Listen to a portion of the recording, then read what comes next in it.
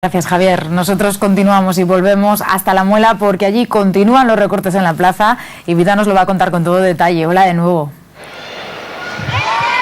Pues este es el ambiente, ya ves, que estamos aquí disfrutando de la segunda vaquilla de la tarde con los veteranos, con los aficionados taurinos veteranos. Algunos de ellos son Hugo, Daniel, Marcos, Gonzalo, Álvaro.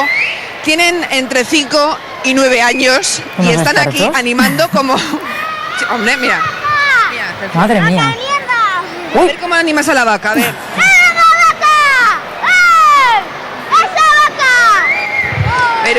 Pero, a ver, que te vas a dejar la garganta. No la voy a dejar. Oye, ¿cuántos días lleváis de fiesta? Pues... Disfrutando de las fiestas de San Antonio. 6 o 5 días.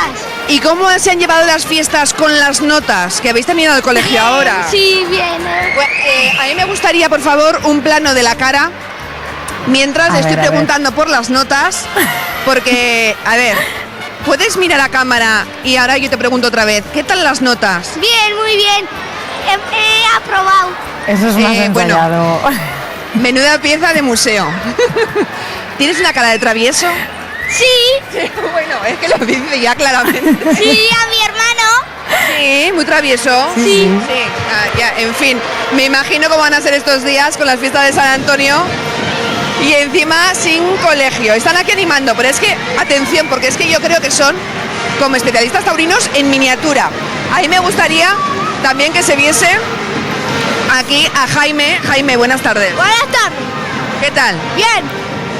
Y me dice a mí que lleva siempre el sombrero. Sí. Porque es que él es un auténtico aficionado